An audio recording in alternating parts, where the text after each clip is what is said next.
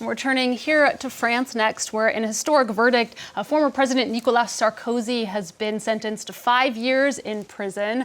To tell us more, I'm joined on set by Emily Boyle of our press review team. Emily, you're starting off with telling us how the French papers have been reacting this morning to that verdict.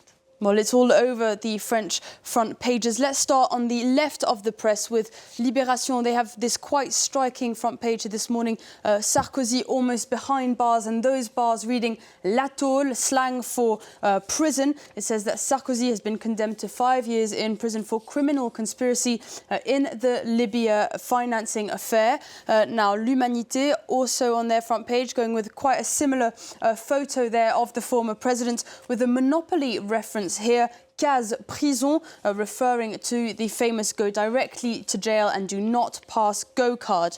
Now, leaning a bit further to the right, L'Opinion has this front page here today. They're calling it an explosion in French politics. Now, the cartoon here that we can take a closer look at here has the PNF, the National Financial Prosecutor's Office, approached by Sarkozy, who says, really? Condemning a former president? And Marine Le Pen following right behind him saying, and a future one too. Now, Figaro also covering the story. Obviously, they have this front page here calling it an earthquake. Its editorial in the corner there calls the decision absurd and incomprehensible. La Croix, finally, just headlines with un président en prison, a president in prison. It's the first time a president of the French Republic will be serving time behind bars. Yeah, some historic front pages there for a historic verdict. What about the analysis inside the papers? Emily, get into it. What else are we hearing from them? Well, let's go back to Libération. They have obviously dedicated a few pages to this story here this morning, and they're so shocked by the verdict that they are swearing in today's edition. So this is my polite translation. Gosh, 5 years. And now the paper says that the judgment is not to be celebrated, though, according to them, it's, quotes, a demonstration that France's political fragility today has ancient and deep roots. Now, on the other side of the political spectrum, Le Figaro also dedicating a number of pages to this today. It's highlighting Sarkozy's innocence of corruption and questioning the nature of the criminal conspiracy charge.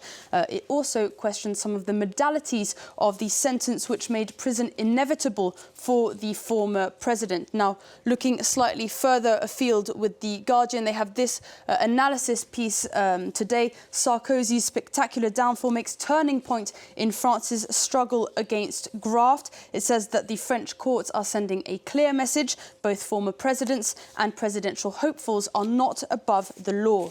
And finally, on this story, The Telegraph has this story here today, also looking at Sarkozy's downfall, sent to oblivion and disgraced by the shadow of the man he tried to kill. The article says that it's the bitterest irony in French political history. Sarkozy, who, quotes, led the charge to topple Gaddafi, is also convicting of conspiring to accept tens of millions of euros from him. Now, according to The Telegraph, the case is a contradiction in almost Shakespearean scale. We're going to go from one Shakespearean trial to another, this one across the Atlantic. Former FBI Director James Comey has been indicted on 2 felony charges. How is the U.S. press covering that story? Well, let's look first at ABC this morning. They have this article here. James Comey indicted on felony charges relating to a congressional testimony he gave in September 2020. The charge comes 2 days after Trump asked the Department of Justice to, quote, move now and prosecute his enemies, according to the paper. Now, the New York Times is very critical in this article here today. It says that the indictment shatters norms, and it says the way to demonstrate how extraordinary it is to just relate the facts almost in bullet points, which I've summarised here. An inexperienced prosecutor in the job for just a week filed criminal charges against Trump's opponent, one of Trump's opponents, at Trump's command, despite the advice of his subordinates and predecessor, who had just been fired because of raising concerns about there being insufficient evidence to indict.